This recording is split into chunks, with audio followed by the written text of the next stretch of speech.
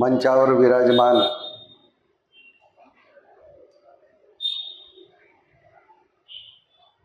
स्वातंत्र्यदेवी भारत माता,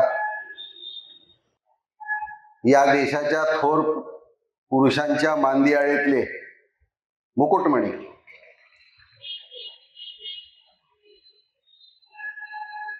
ज्यांच्या आत्मार्पण दिनानिमित्त आपण हा कार्यक्रम घेतात आहे, ते स्वातंत्र्यवीर सावरकर, त्यांच्या पुण्यस्मृतीला अभिवादन करून मी माझे विचार व्यक्त करतो. आजच्या कार्यक्रमाचे अध्यक्ष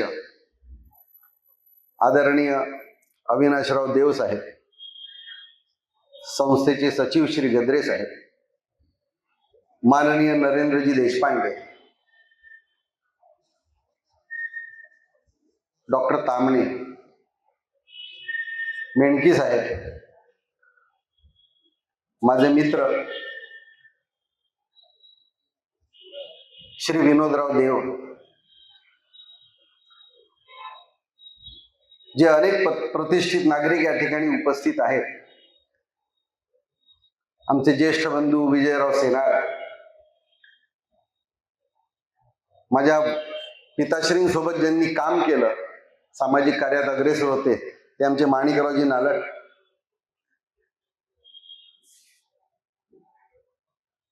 आणि जमलेल्या सर्व सावरकर प्रेमी बंधू भगिनी, संत श्रेष्ठ सद्गुरू श्री गजानन महाराजांच्या पुनीत स्पर्शाने पावन झालेल्या या नगरीमध्ये स्वातंत्र्यवीर सावरकरांवर बोलण्याचा योग मला लाभला, आणि इतक्या मोठ्या संख्येने आपण या ठिकाणी ऐकण्यासाठी आहात, हे मी माझं परम भाग्य मानतो. आणि या संस्थेच्या सर्व पदाधिकाऱ्यांचे, सर्व कार्यकर्त्यांचे, आणि या कार्यक्रमासाठी अविरत प्रयत्नशील असणाऱ्या सगळ्या महानुभावांचे मला इथे बोलावल्याबद्दल मी माझ्या भाषणाच्या प्रारंभीच मनपूर्वक आभार मानतो. मित्रांनो, आजच्या या सोनेरी संध्याकाळी एक केवळ भाषण करण्यासाठी आलो असं मी मानत नाही. मी असं मानतो की स्वातंत्र्यवीरांच्या विचारांचा जागर करण्यासाठी या भाषणाच्या निमित्ताने आपण सगळेजण एकत्र आलेलो आहोत. याचं श्रेय आमच्या नरेंद्रजी देशपांडेंना जातं की त्यांच्या विनंतीवरून या ठिकाणी येण्याचा मला योग आला. त्यामुळं हे केवळ भाषण आहे असं मी मानत नाही. जे काही माझं ज्ञान आहे, जी काही माझी शब्द आहे, जे काही माझे विचार आहे, आणि सावरकरांचा विषय असल्यामुळे ज्या काही माझ्या भावना आहेत, हा जो राष्ट्रीय विचारांचा जो एक यज्ञकुंड आहे, त्यामध्ये आपल्या विचारांच्या, शब्दांच्या, भावनांच्या काही समिधा आजच्या या कार्यक्रमाच्या निमित्ताने आपण अर्पण करावा, हा पुण्य प्रयत्न माझा आहे. मित्रांनो, एक उत्स्फूर्त असं चरित्र, अत्यंत तेजस्वी चरित्र, एखादा विजेचा लोळ यावा आणि डोळे दिपवून टाकावं ज्यानं, असं चरित्र स्वातंत्र्यवीर सावरकरांचं चरित्र आहे. अत्यंत धगधगत, अत्यंत दिपवून टाकणार, अत्यंत झळाळणार,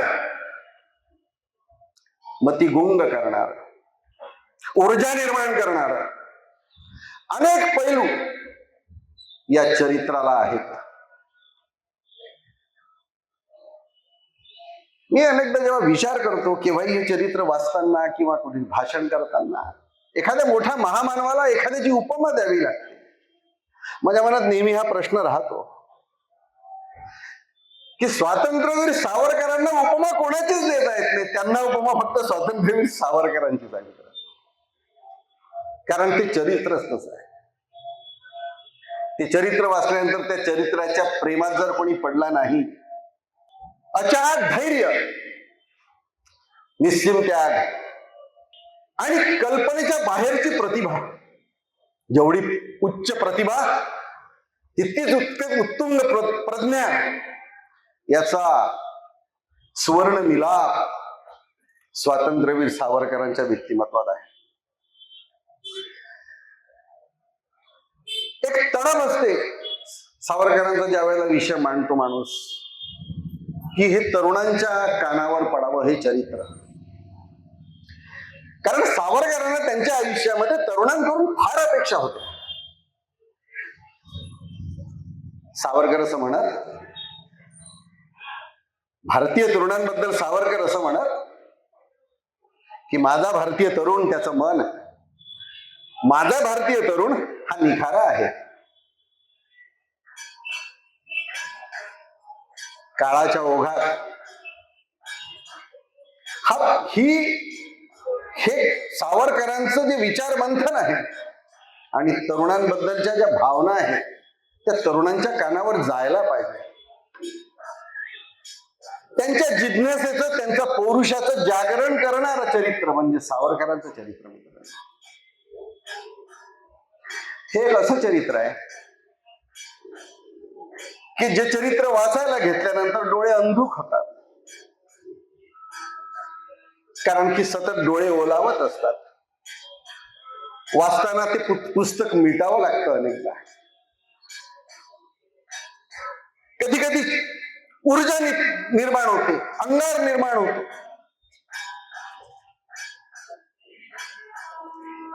तरुणांनी यासाठी ऐकावे सावरकर, कारण जे रक्त सावरकरांच्या अंगी होतं तेच रक्त या तरुणांच्याही अंगी आहे. ते रक्त आहे भारतीयतेचं रक्त, भारतीय रक्त. कमी असं म्हणालो की काळाच्या ओघात काय झालं असेल तर तो जो निखारा होता, ज्याला साथ घालतात, ज्याला आवाहन करतात स्वातंत्र्यवीर, त्या निखाऱ्यावर राख जमली असं वाटतं. हे असे कार्यक्रम, हे असं आमचं एकत्रित येणं, हे जागरण म्हणजे काय आहे मित्रांनो? त्या राखेवर फुंकर आहे. ज्या तरुणांना सावरकरांनी साथ घातली, त्या काळाच्या ओघात जी उत्क्रांती झाली समाज माध्यमाची, जे हातात सगळं उपलब्धी आली, त्यामुळे जी काही राख जमा झाली असेल ना, त्या राखेवर ही फुंकर घालणं आहे. हे राखेवर फुंकर घालण्याचं कार्य हे धर्मकार्य आहे असं मी मानतो. धर्मविहीन हा पशु समान हा. पशुतन आपल्यात हाच फरक आहे. आणि हेच धर्म जागरण आयुष्यभर स्वातंत्र्यवीरांनी केलेलं आहे. एक असे अलौकिक देशभक्त होते सावरकर. मी अलौकिक देशभक्तांचाच देश आहे हा, पण त्यांचं अलौकिकत्व, मला याचा आनंद आहे की ज्या महाविद्यालयाच्या, ज्या शाळेच्या मी श्रोतृ वर्गासमोर बोलतोय, त्यातले बरेचसे जण सावरकरांच्या विचारांचे अभ्यासक आहेत. सावरकर प्रेमी तर आहेतच, पण अभ्यासक देखील आहेत. देवसाहेबांनी मला कल्पना दिली आणि या शाळेच्या नावात शिवाजी महाराजांचं नाव घेत आहे. हा एक अपूर्व योगायोग आहे, कारण स्वातंत्र्यवीरांचं दैवत हे छत्रपती शिवाजी महाराज. छत्रपती शिवाजी महाराज हे त्यांचं दैवत आहे. आपल्या दैवताची सेवा, त्यांनी जागवलेला राष्ट्रधर्म आपल्या पिढीत, आपल्या आयुष्यात कसा उतरवावा याचा अप्रतिम उदाहरण स्वातंत्र्यवीर सावरकर आहे. शिवाजी महाराजांच्या विचारांचा प्रचंड पगडा बालवयापासून त्यांच्यावर.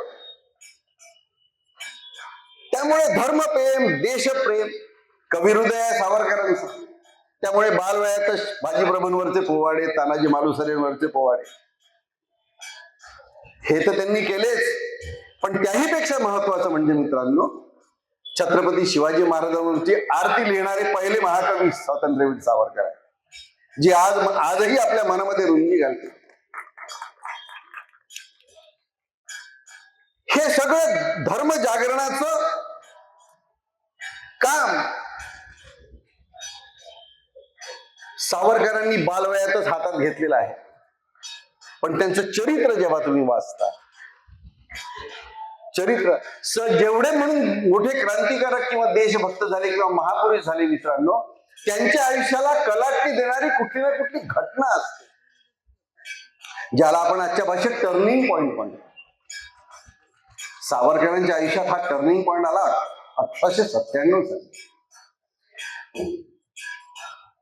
पुण्याच्या रँड नावाचा अधिकारी, जो अत्यंत हुकुमशहा होता, जुलमी होता, चाफेकर बंधूंनी 22 जून 1897 रोजी त्याचा वध केला. आणि चाफेकर बंधूंना या वधाबद्दल ब्रिटिश सरकारनं मृत्यूदंड ठोठावला, फाशी झाली. या एका घटनेनं सावरकर ज्या प्रकारे बेभान झालेले आहेत, ज्या प्रकारे सावरकर अस्वस्थ झालेले आहेत, एरझारे हालतात आहेत, काही सुचत नाही, तासनतास एरझारे हालतात, हैराण होऊन गेलेले आहेत. वय फक्त 15 वर्षाचं आहे आणि त्या बेभान अवस्थेत नुसते एरझार घालत असताना सावरकर थांबतात आणि देवघरात जातात. आपल्या अष्टभुजा कुलस्वामिनी समोर उभे राहतात, तिथे पालखट मांडून बसतात, तिच्याकडे पाहतात आणि तिच्या पायावर हात ठेवून एक शपथ घेतात. सावरकर कुलस्वामिनीच्या पायावर हात ठेवून शपथ घेतात, मारिता मारिता मरे तो झुंजे, पण हे आई तुझ्या शिरावर, तुझ्या मस्तकावर स्वातंत्र्याचा मुकुट चढवल्याशिवाय मी मरणार नाही, हे माझं ध्येय आहे. मित्रांनो, सामान्य माणूस हा शपथ घेतो आणि मोडतो, पण एक घेतलेली शपथ आयुष्याच्या शेवटच्या श्वासापर्यंत कशी पूर्ण करावी, त्याचं उदाहरण स्वातंत्र्यवीर सावरकर आहे, ते लक्षात ठेवा.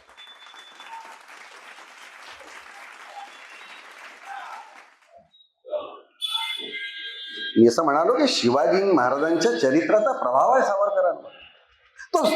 तो प्रभाव ज्यावेळेला तुम्ही संशोधनात्मक वाचता, ज्यावेळेला तुम्ही समजून घेता ते चरित्र, असेच 15 वर्षाचे होते. जशी सावरकरांनी प्रतिज्ञा 15व्या वर्षी घेतली, तसेच 15 वर्षाचे होते शिवाजी महाराज ज्या वेळेला त्यांनी स्वराज्याची प्रतिज्ञा रोहिडेश्वरासमोर घेतलेली आहे आपल्या मावळ्यांना घेऊन. तशीच प्रतिरूप शपथ स्वातंत्र्यासाठी सावरकर घेतात. सावरकर म्हणतात की मी माझ्या आयुष्यामध्ये ही प्रतिज्ञा घेतो आणि ए आई, मला ही प्रतिज्ञा पूर्ण करण्याची पूर्ण शक्ती तुम्हाला प्रदान कर. घेतले न व्रत हे आम्ही अंधते, लब्ध प्रकाश इतिहास निसर्ग माने, जे दिव्य दाहक म्हणून असावयाचे, बुद्ध्याची वाण करी धरिले हे सतीचे. त्यांच्यातला जो कवी आहे, ती प्रतिज्ञा घेतल्यानंतर ते जे काही ते आळवतात आहे राग. स्वातंत्र्यवीर सावरकरांचे जे अनेक आयुष्यातले छटा आहे मित्रांनो, आपण पुष्कळ वाचलेला आहे. तुम्हाला असं लक्षात येईल की ज्या ज्या वेळेला सावरकरांना काही वाटलं, कितीही विपरीत परिस्थितीत असो, कुठलाही आवेग असो, त्यावेळेला त्यांच्या मदतीला महाकवी सावरकर हा त्या ठिकाणी राहिलेले आहेत आणि त्यांना ते काव्य स्फुरायला लागलेलं आहे. त्या आपल्या प्रतिज्ञेसाठी त्यांनी सशस्त्र क्रांतीचा नारा दिला. त्यासाठी अभिनव भारत संघटना स्थापन केली. सगळे मित्र मिळाला, अभिनव भारत मध्ये रूपांतरित केलं. सगळ्या मित्रांना घेऊन ते सशस्त्र क्रांतीसाठी तयार झाले. शिकत असतानाच त्यांनी तरुणांचे नेते म्हणून स्वतःला झोकून दिलं. पुण्याला लोकमान्य टिळकांचा त्यांचा संपर्क आल्यानंतर त्या विचारांनी प्रेरित होऊन विदेशी कपड्यांची होळी त्यांनी केली.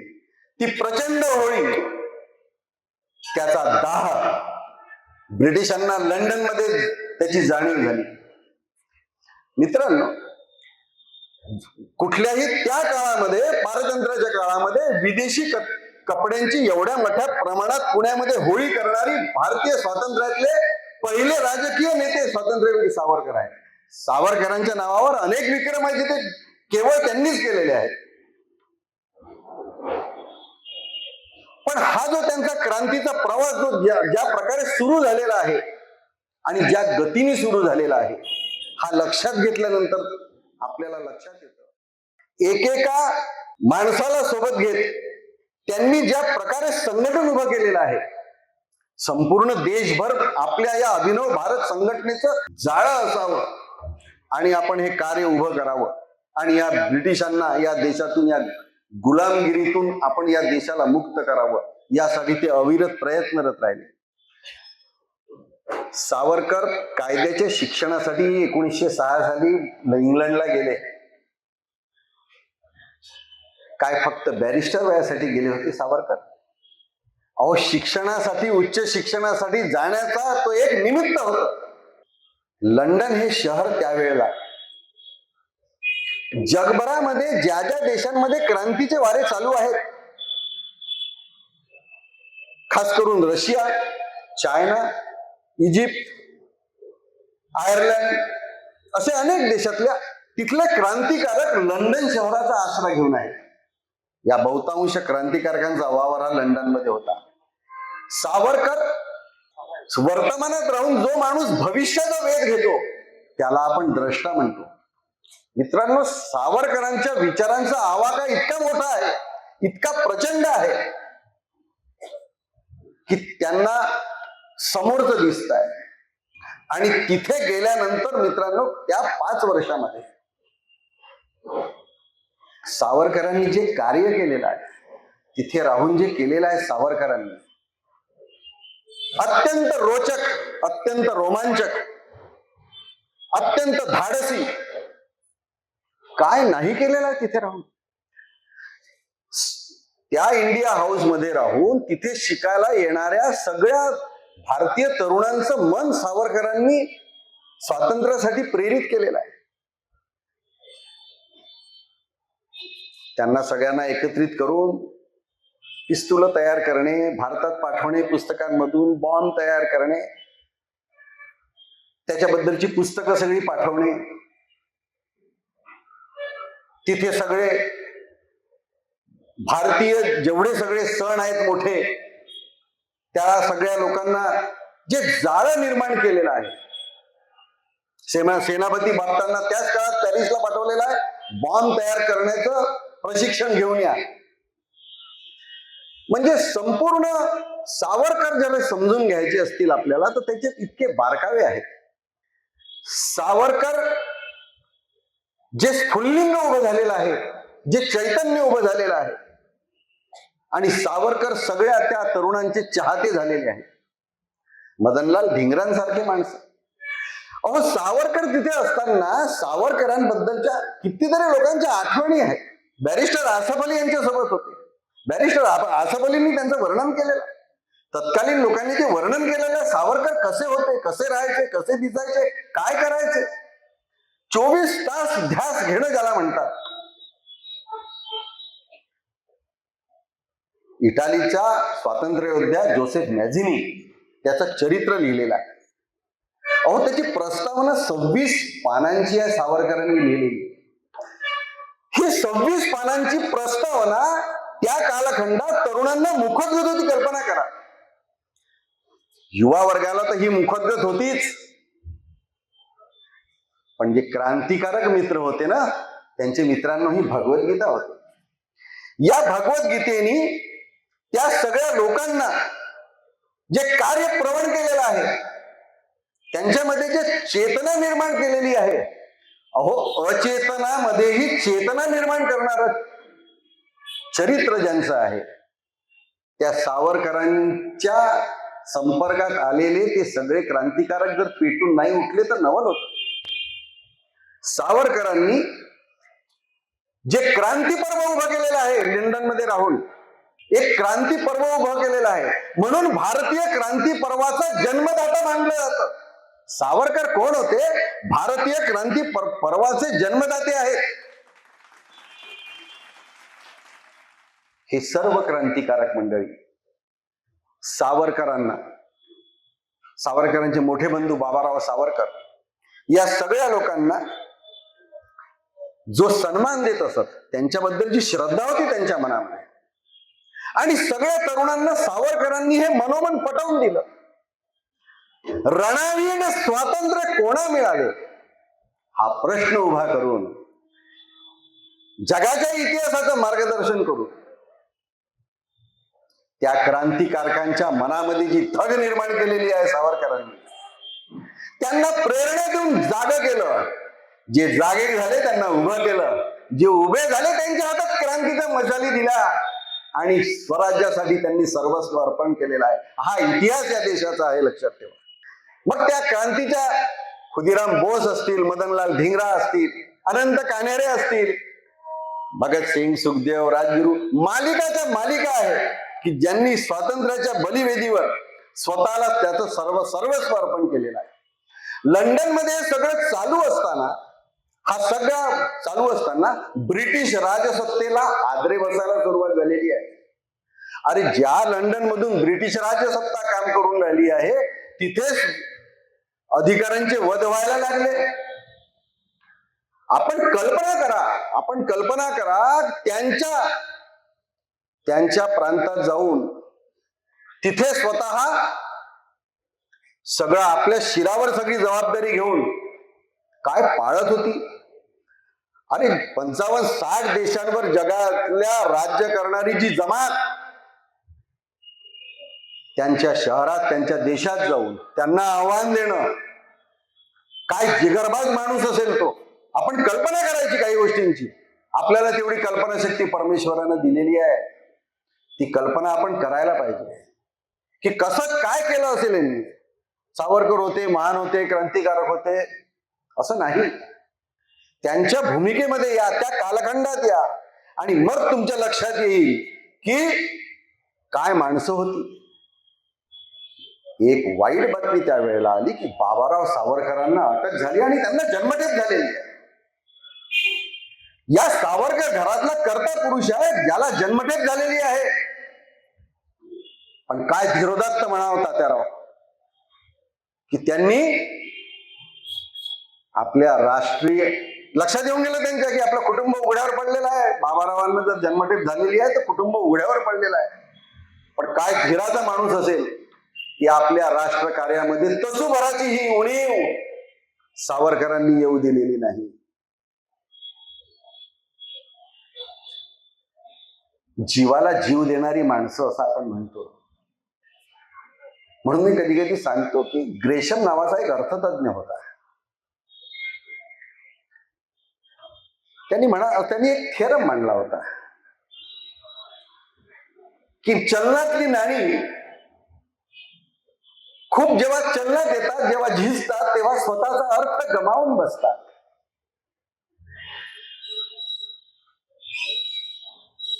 हा जो सगळा माहिती तंत्रज्ञानाच्या नावाखाली हा जो सगळा विस्फोट म्हणतो मी त्याला, जो झाला आहे त्यामध्ये एक झालेला आहे की कुठल्या वेळेला काय शब्द वापरायचा आणि त्या शब्दाची महती काय, त्याचं मूल्य काय. जीवाला जीव देणारी माणसं आपणही वापरतो. जीवश्च कंठस्थ मित्र आहे. अरे तुझा जीव धोक्यात येईल तेव्हा तुला बाजूला करून तो जीव देईल का? तो त्या शब्दाचा अर्थ आहे. आपण वाक्यात उपयोग करतो शाळेमध्ये, त्याच्यात आपल्याला एक मार्क मिळतो. पण जेव्हा वैयक्तिक जीवनात किंवा व्यावहारिक जगतात त्या शब्दांचे अर्थ समजून घेण्याचा ज्या वेळेला प्रसंग येतो त्यावेळेला माणसाची परीक्षा होते. जीवाला जीव देणारी माणसं तुम्हाला शिवाजी महाराजांच्या चरित्रात सापडतात. एक एक माणसं.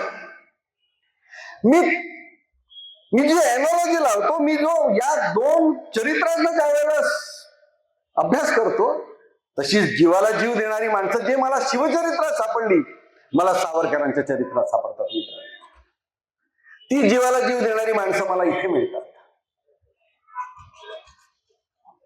जीवाला जीव देणारी माणसं म्हणजे कशी? 21 नोव्हेंबर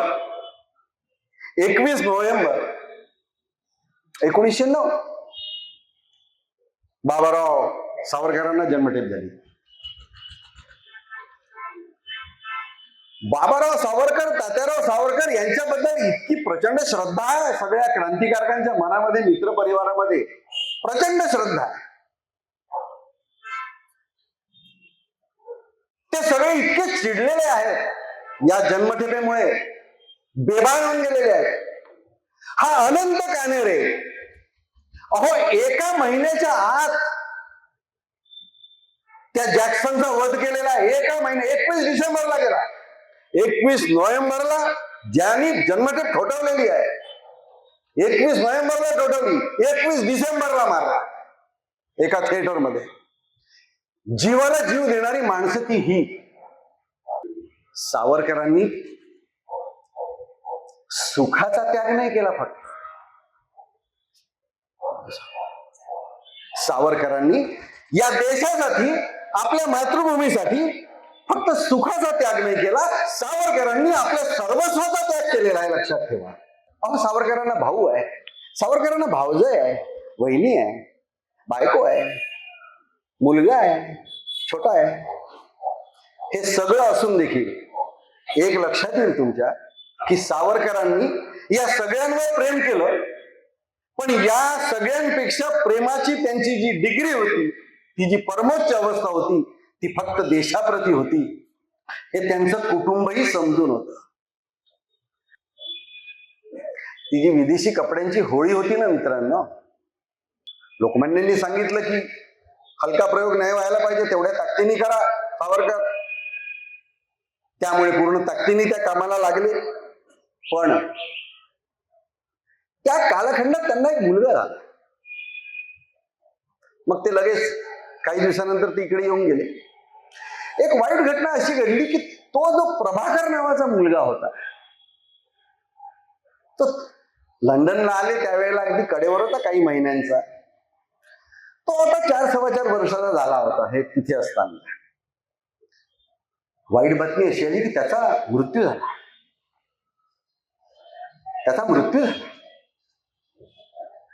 सावरकरांना फार दुःख झालं, फार दुःख झालं. सावरकर अंतःकरणातून फार दुःखी झाले की आपला पहिला मुलगा, त्याचा अपमृत्यू व्हावा. आणि आपण म्हटलं बायको जवळही नाही. मी असं म्हणालो की ज्या वेळेला असे प्रसंग यायचे ना, त्यावेळेला सावरकर कविता करत असत. त्यांनी एक प्रभाकरस नावाची कविता लिहिली. सावरकर त्या कवितेत लिहितात मित्रांनो, बेटा प्रभाकरा मला माफ कर,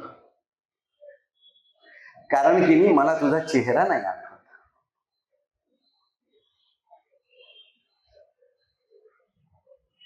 त्या प्रभाकरास कविता, कारण तो कालखंड 125 वर्षापूर्वीचा कालखंड लक्षात घ्या मित्रांनो. बाळंतिणीच्या खोलीमध्ये सहज जाता येत नसे आणि ती बाळंतीण खूप काही घरभर त्या मुलाला दिवाणखान्यात घेऊन काही वगैरे, तो कालखंड लक्षात घ्या, आपण कल्पना करू शकतो. सावरकर त्या कवितेत लिहितात, प्रभाकराला लिहितात की बेटा मला माफ कर, पण मला तुझा चेहरा नाही आठवत. आणि सावरकर म्हणतात की मला तुझ्या आईने तुला दाखवलं नाही असं नाही, तुझी आई मला तुला दाखवायला, एकदा घरात कोणी नाही समोर असं पाहून आपल्या लेकराला त्याच्या बापानी पाहावं म्हणून ती मला दाखवायला तुला तिने आणलं होतं. सावरकर त्या कवितेत लिहत, नवप्रसव तव जननी मजला तुझं दावित असताही, गुरुजन मर्यादेने म्या बहु पाहिलेही नाही. तुझी आई बेटा मला तुला घेऊन आली होती, मला दाखवायला. पण घरात कोणी वडीलधारी माणसं असतील आजूबाजूला, म्हणून मी तुला, जसं तिने तुला आणलं माझ्याजवळ, मी तुला जवळ घेतलं, मी तुझा पापा घेतला, तुझा तो कोवळा स्पर्श मला झाला आणि त्या आनंदामध्ये माझे डोळे मिटलेले होते रे. त्यामुळे की नाही मी तुला पाहू नाही शकलो आणि तुझ्या आईजवळ तुला परत केला. असे एक नाही मित्रांनो, असे अनेक भावस्पर्शी क्षण. पुढे शिखांचा जो इतिहास लिहिला, त्याच्यासाठी गुरुमुखी शिकले त्या लंडनमध्ये, ते सगळं वाङ्मय या प्रभाकर हा जो मुलगा होता त्याला अर्पण केलेला आहे सावरकर. म्हणजे भाऊ, वहिनी, मित्र, नातेवाईक, आप्त, स्वकीय, बायको, मुलगा हे सगळे असूनही सावरकरांचा समर्पण भाव जो आहे तो मातृभूमी प्रती आहे. त्यासाठी ते कोणतंही काहीही अंगावर घ्यायला आणि झेलायला तयार आहे. मित्रांनो, सावरकर साहेब किती प्रसंग सांगायचे. सावरकर हा एक पंचाक्षरी मंत्र आहे स्वातंत्र्याचा. या मंत्राने संपूर्ण आसमंत देशातला व्यापून टाकलेला होता. ब्रिटिशांनी एवढी दहशत घेतली होती या नावाची, या माणसाची. या 5 फूट 2 इंचाचा हा माणूस सावरकर म्हणजे कोण? त्या अंदमानात गेलं तर बॅरी पाहायला आला की काय, म्हणजे पाहिलं का हा माणूस इतके अचाट साहस, जगभर ज्याचं नाव आहे. आणि जगभर जे पोहोचले सावरकर, ते पोहोचले 1910 साली मार्सेलिसच्या उडीने. मार्सेलिसची जी उडी आहे तोही विक्रम आहे. जगातला कुठलाही राजकीय बंदी समुद्रात उडी घेतो हे फक्त बॅरिस्टर सावरकर आहेत. पहिलं नाव लक्षात ठेवा.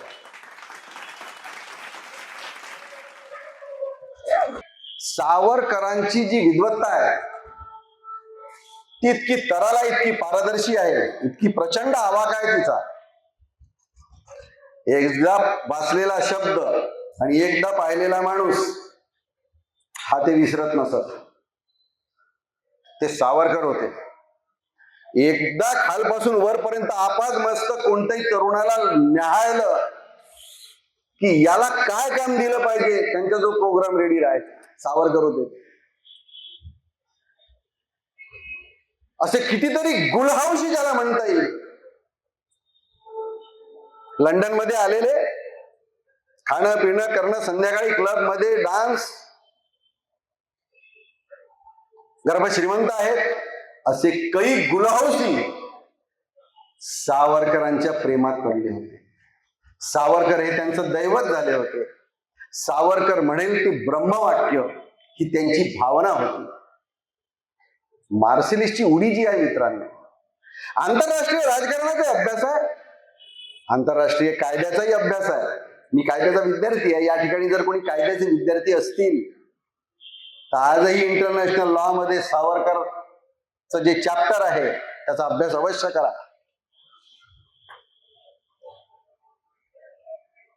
कल्पना करा मित्रांनो, त्यांचा आंतरराष्ट्रीय राजकारण आणि कायद्याचा अभ्यास इतका पक्का आहे की जहाजावरून त्यांना नेत असताना त्यांना हे माहित आहे का इथे फ्रान्सचा किनारा लागतो, या ठिकाणी जर मी पोहोचलो, it is beyond Britishers jurisdiction, इथे ते काही करू शकत नाही.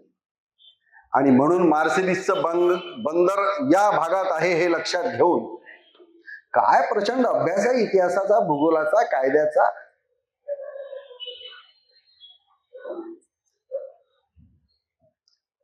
आणि ती सगळं तुम्हाला माहित आहे, तुम्ही चित्रपटात ते पाहिलंय, तर कोट ठेवलं ती उडी मारलेली आहे. अहो, आंतरराष्ट्रीय राजकारणाचा अभ्यास आहे, कायद्याचा अभ्यास आहे, पण समुद्रात उडी कल्पना घ्या, कल्पना करा. फक्त काही गोष्टींची कल्पना करावी लागते या निमित्ताने. उडी टाकताना सावरकरांनी हा विचार नाही केला की मी जगेल की तरेल की बुडेल.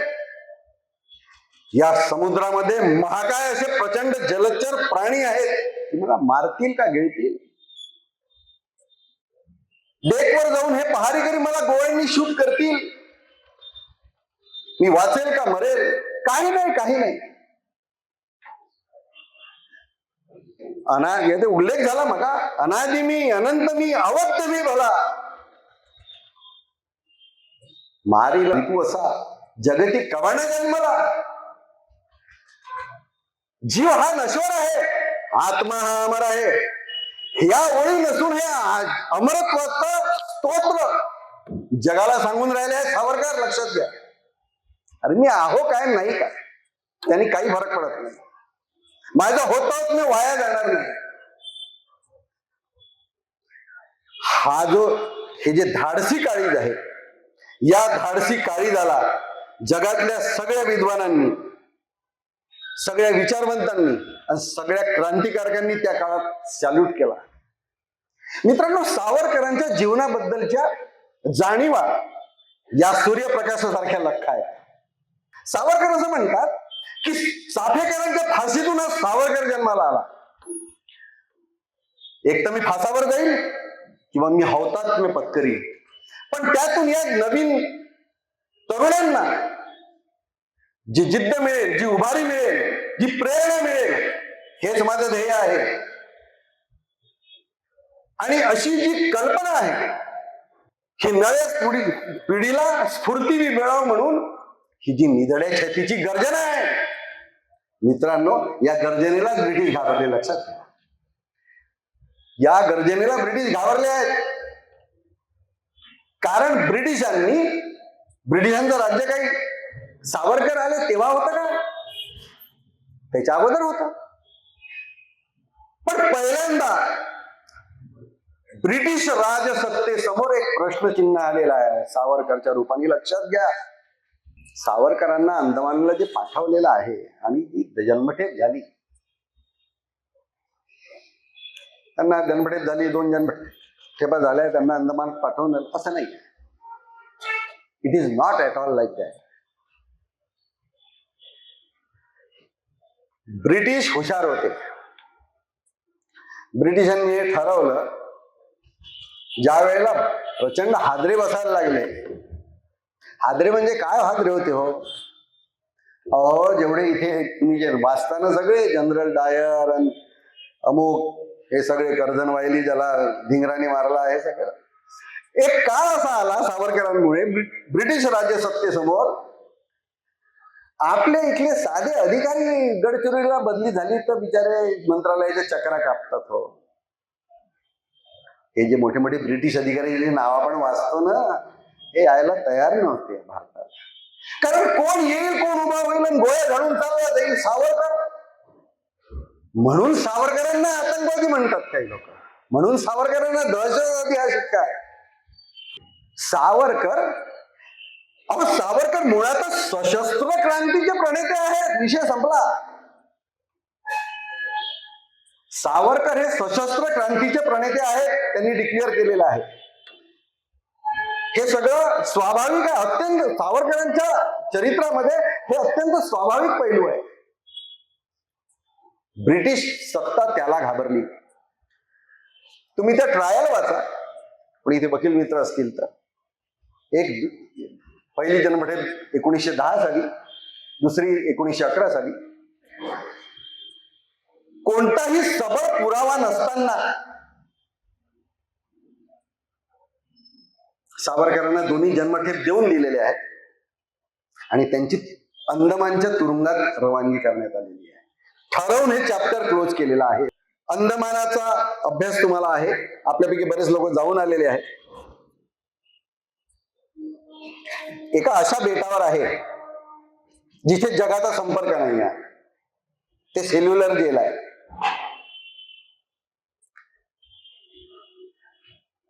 आणि तिथे तो बॅरी बसलेला आहे. बॅरी हा कोण होता? बॅरी हा माणसासारखा दिसणारा एक रानटी पशु होता. त्याची व्याख्या एवढीच. तिथले माणसं मेले तरी जगाला माहिती होत नाही. तिथे माणसं मरतातच. अंदमानातून परत कोणी येऊ शकत नाही. एक तर ते परत येऊ शकत नाही, तिथे जर मेले नाही तर ते वेडे होतील. अनेक लोक आहेत, अनेक घटना आहेत. बॅरीला हा प्रोग्रामच देण्यात आलेला होता ब्रिटिश सत्तेतर्फे की याचा निकाल लावून टाका. सावरकरांचा तर खूप छळ झाला, अरे तो केल्या गेला. तो program it was Britishers program, हे लक्षात घ्या. असं असतं, जसं दिसतं तसं नसतं, त्याच्या आत बरंच काही असतं, लक्षात. सावरकरांना ज्या मरण अत्यंत चीड आणणाऱ्या, अत्यंत संताप देणारा, मन उद्वेग करणाऱ्या, मन सुन्न करणाऱ्या, विषण्ण करणाऱ्या, आपलं अस्तित्व हादरवून टाकणाऱ्या यातना बॅरिस्टर विनायक दामोदर सावरकर या माणसांनी भोगलेल्या आहेत. सावरकर सुटल्यानंतर सावरकर रत्नागिरी स्थानबद्ध होते. जे अनेक लोक भेटले, बारकाईने वाचा, काही लोक तर अनेक नेतेही गेले, काही नेते तर पाहायला गेले होते की क्या सावरकर में अभी भी वो सुरूर बाकी है, पाहायला गेले होते लोक. सावरकर वो था, दुसरा कोणताही जगातला माणूस, मला त्या प्रसंगाचं हे वाटतं, जगातला कोणताही मोठा, किती मोठा योद्धा असता, अंदमानातून परत आल्यानंतर पुन्हा तो धजावला नसता त्या ब्रिटिश सत्तेशी झुंज घ्यायसाठी. पण ते स्वातंत्र्यवीर सावरकर आहेत की ज्यांनी त्या अष्टभुजा देवी समोर प्रतिज्ञा घेतलेली आहे की मारता मारता मरे तो झुंजेन. आणि सावरकर तहयात झुंजलेले आहेत. झुंजार नेतृत्व कसं असावं, झुंजार सेनापती कसा असावा, ज्यांनी रण माजवलं, जे म्हणतात की रणाविण स्वातंत्र्य कोणा मिळाले. मला सांगायचं हे आहे मित्रांनो, या निमित्ताने ब्रिटिश जेवढे दिसायला तुकतुकीत आणि सुंदर होते ना, तेवढेच मनाचे काळे होते, लक्षात ठेवा. ब्रिटिशांनी सावरकरांना, दोन्ही भाऊ, घर उघड्यावर पडलं, घरात नुसत्या बाया आहेत.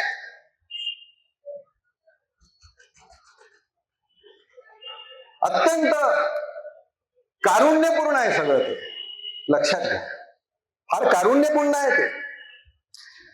सुखासिंग जगतातले लोक आहोत आपण कल्पना नाही करू शकत, पण यशा कार्यक्रमाच्या निमित्ताने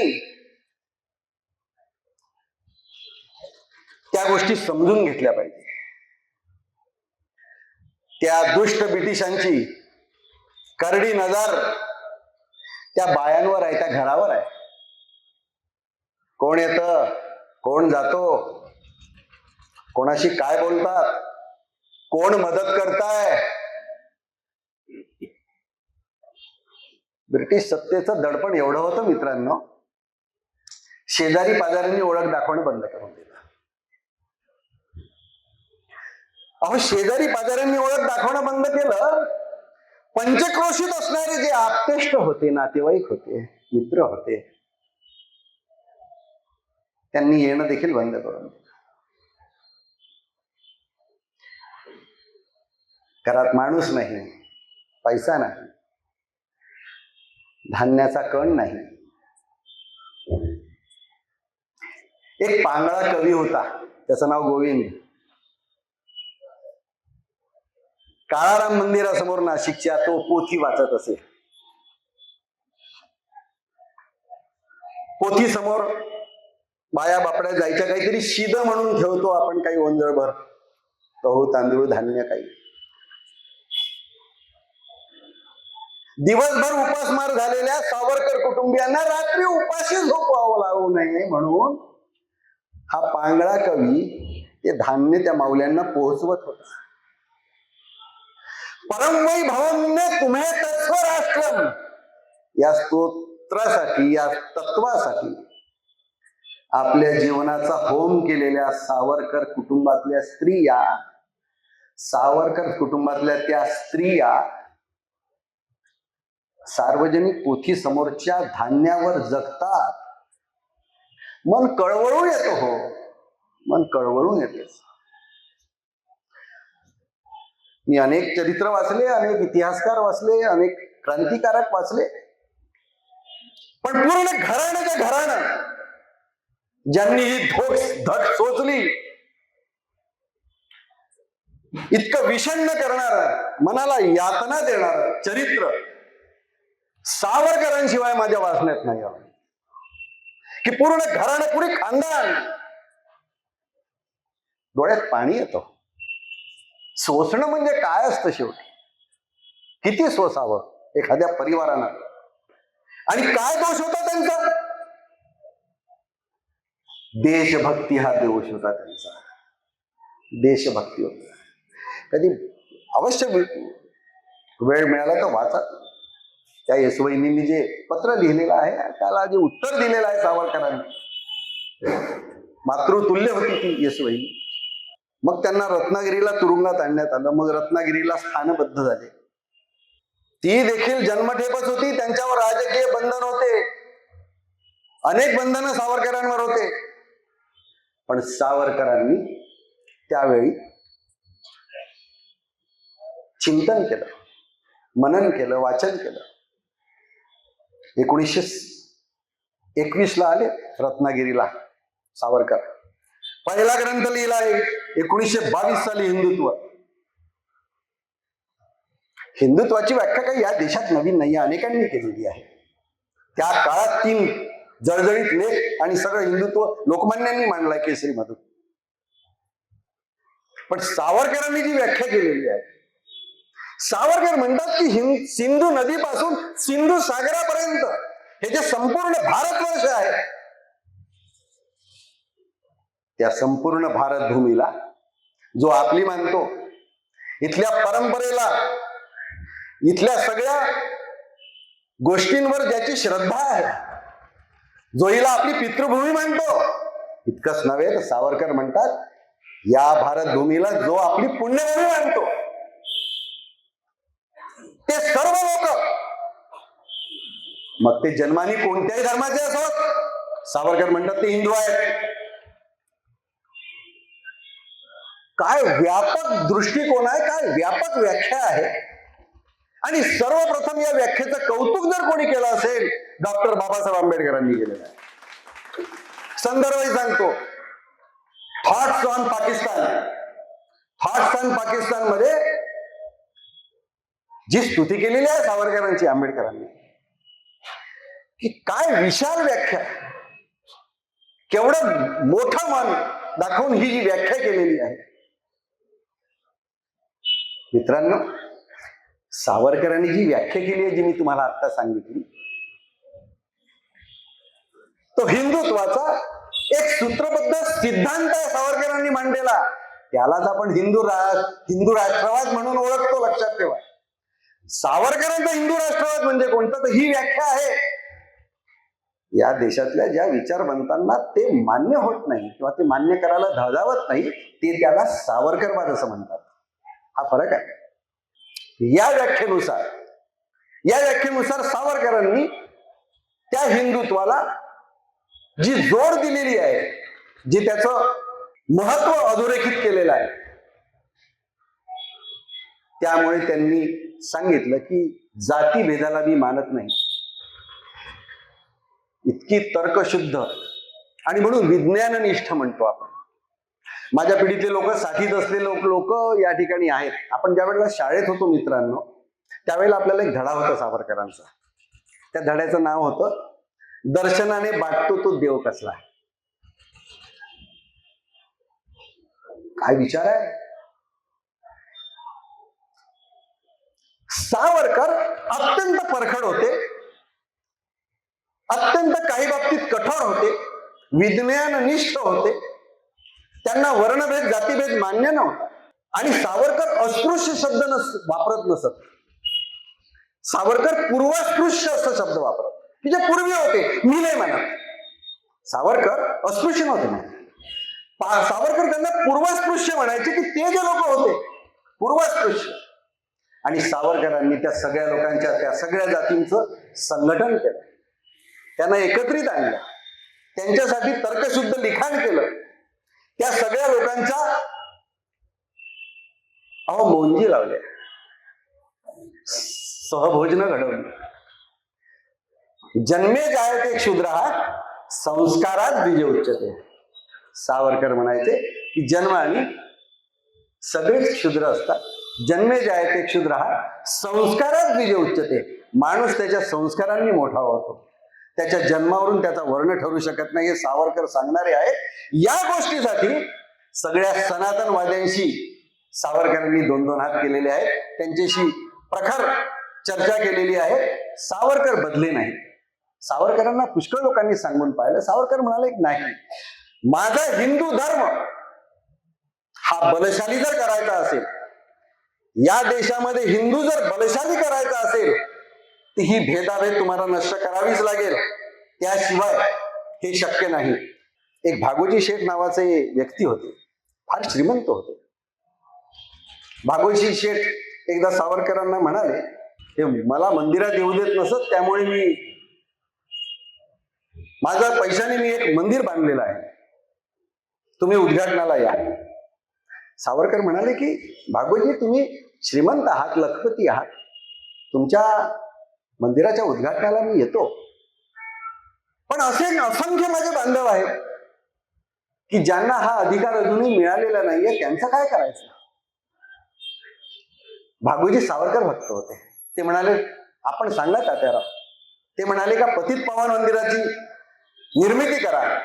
आणि पतित पावन मंदिर त्यांनी त्या सनातन धर्माचे खूप गोडवे गाणारी जी वस्ती होती त्या मध्यभागी शहराच्या रत्नागिरीच्या ते पतित पावन मंदिराची स्थापना केली. तत्कालीन शंकराचार्य डॉक्टर कुर्तकोटी आणि आपल्या भागातले संत श्रेष्ठ श्री पाचलेगावकर महाराज त्या पतित पावन मंदिराच्या उद्घाटनाला गेले होते. काही लोकांनी त्यांच्या आठवणी लिहून ठेवलेल्या आहेत, ज्यावेळेला ते तिथे होते. सावरकर त्या पतित पावन मंदिराच्या तिथे एक हिंदू उपहारगृह त्यांनी काढलं आणि तिथे सगळे पूर्वास्पृश्य लोक सगळे वाढपी आणि आचारी ठेवले आणि संध्याकाळी सावरकर तिथे जाऊन बसत असत. हे सगळं कार्य त्यांनी केलं.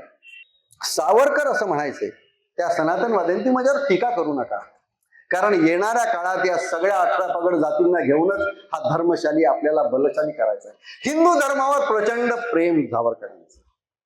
सावरकर म्हणतात की समाजाचा अभ्युदय करणारा तो हिंदू धर्म, समाजाला श्रेयस आणि प्रेयस देणारा तो हिंदू धर्म, समाज धारणेसाठी आवश्यक असणारा हा हिंदू धर्म केवळ व्यक्तीचं समूहाचंच नाही, तर या हिंदुस्थानचं सर्वंकष कल्याण करणारा धर्म माझा हिंदू धर्म आहे.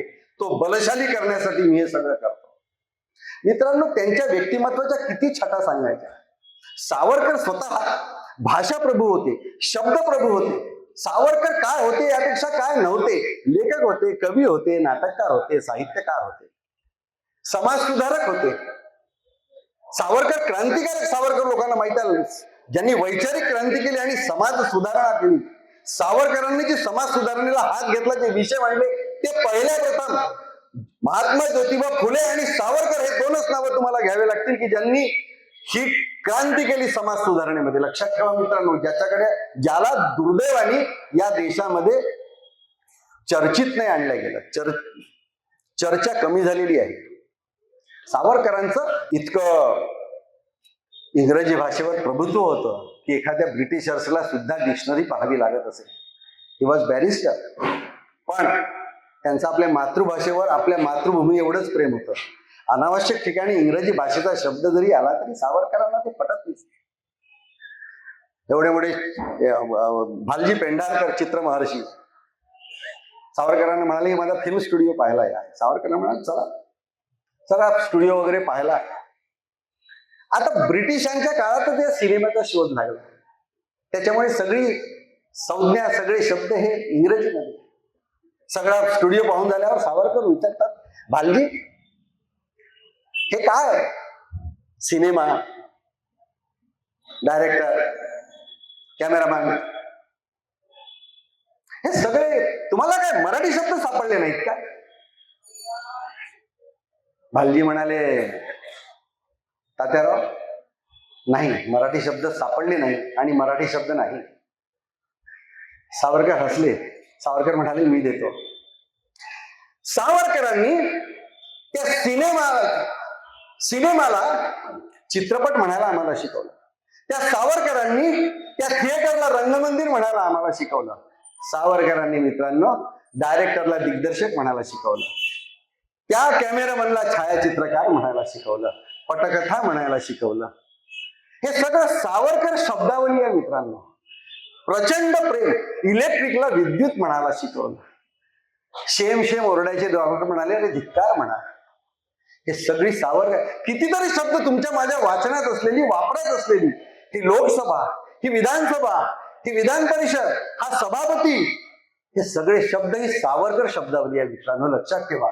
सावरकरांचे तुमच्या माझ्या मराठी भाषेवर अनंत उपकार आहेत, ते आपण माहीत करून घेतले पाहिजे. सावरकरांनी मराठी भाषेला जे समृद्ध केलेलं आहे ते सावरकरच करू जाणे.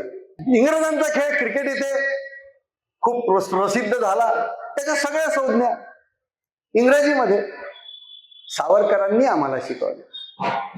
सावरकरांचे म्हणजे किती तुम्हाला पैलू सांगता येईल. एक एक याच्यातला पैलू हा स्वतंत्र व्याख्यानाचा विषय आहे.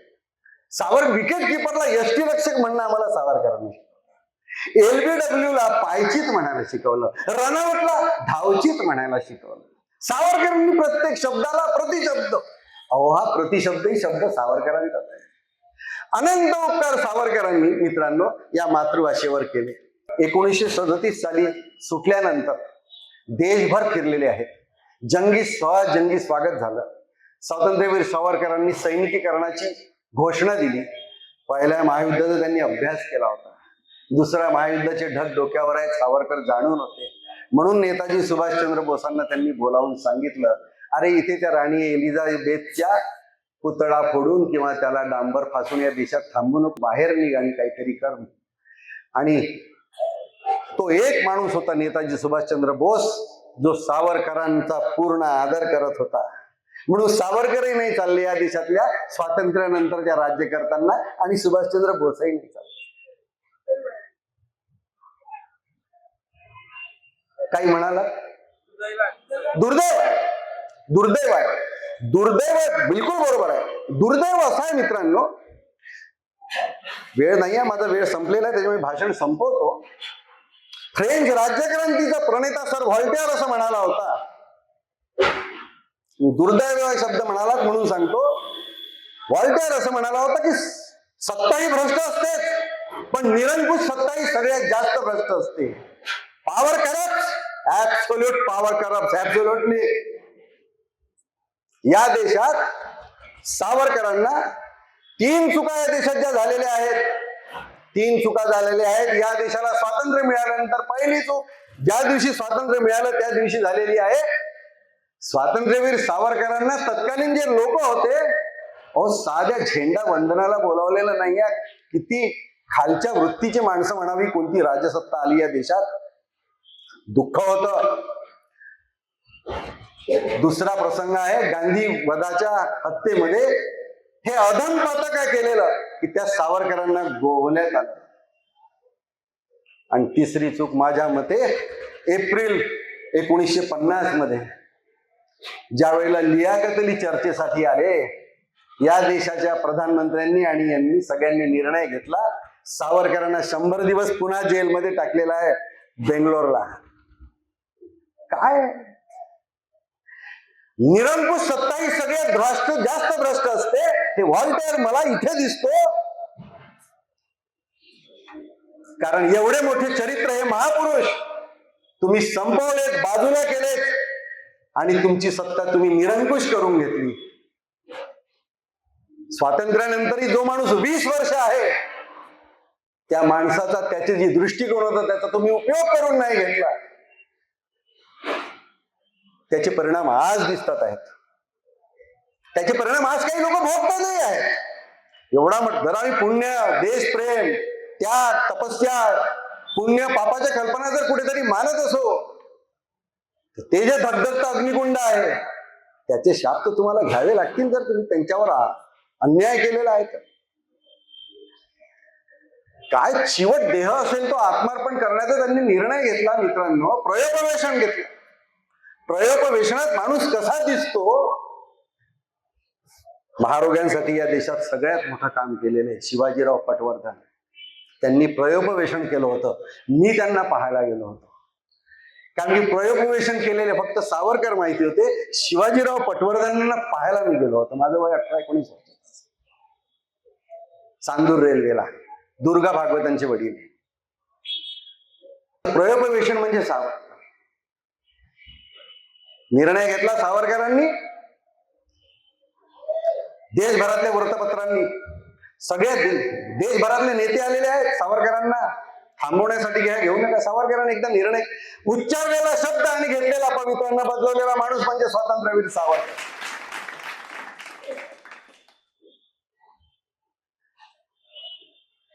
आणि सावरकरांनी निर्णय घेतला. अगदी पोटच्या लेकरांपासून तर राष्ट्रीय नेत्यांपर्यंत सगळ्यांनी सावरकरांना थांबवलं. ते म्हणाले नाही, परत झाला. ज्या मृत्यूने त्यांना आयुष्यभर हुलकावणी दिली, ज्या मृत्यूला सावरकरांनी आयुष्यभर हुलकावणी दिली, जणू सावरकर म्हणतात आहे की आता मी प्रयोग स्वीकारलेला आहे, मी आता अन्नही सोडलं रे, तू ये, मला अनंताच्या प्रवासाला घेऊन चल, सन्मानाने घेऊन चल. 26 तारखेला सावरकर काय अन्नही घेतलं नाही. त्यांना कळलं की चहामधून काही मिनरल्स वगैरे टाकतात, चहा बंद करून दिला दुसऱ्या आठवड्यात, औषधं बंद करून दिली. शेवटी डॉक्टरांचं पथक होतं, कोणालाच आतमध्ये येऊ देत नसत. 26 तारखेला जो शेवटला दिवस आहे मित्रांनो, पहाटे शुष्क सावरकर पडलेले आहेत. हृदयाची गती मंदावलेली आहे, पल्स रेट कमी झालेला आहे, कंठ सुजला आहे, सुकला आहे, ओठ सुकलेले आहेत, डोळे खोल गेलेले आहेत, काहीच नाही पोटात. खडकन दरवाजा वाजला. दरवाजात एक पांढरी आकृती उभी होती. अंधूक ती आकृती हळूहळू सावरकरांच्या बिछाण्याकडे यायला लागली. बिछाण्याजवळ येऊन थांबली. पूर्ण खोल गेलेल्या आवाजात पण पूर्ण बळ एकवटून सावरकर विचारतात, कोण? ती आकृती उत्तर देते, मी नर्स. खोल गेलेल्या आवाजात सावरकर पुटपुटतात, अगं परिचारिका म्हण. अचल ध्येयनिष्ठा ज्याला म्हणतात, अचल ध्येयनिष्ठेचं हे रूप म्हणजे स्वातंत्र्यवीर सावरकर आहे. मित्रांनो, हिमालयासारखी उत्तुंग उंची ज्यांना लाभली, सागराची खोली ज्यांच्यामध्ये होती, असं हे एक व्यक्तिमत्व या देशामध्ये होऊन गेलेलं आहे. आपण भाग्यवान आहोत की आपण अशा ठिकाणी, अशा संस्थेमध्ये, अशा शाळेमध्ये एकत्रित आलेलो आहोत की जिथे शैक्षणिक ज्ञानासोबत देवसाहेब आपण सामाजिक भान देखील देता. त्याचा मी आदर करतो.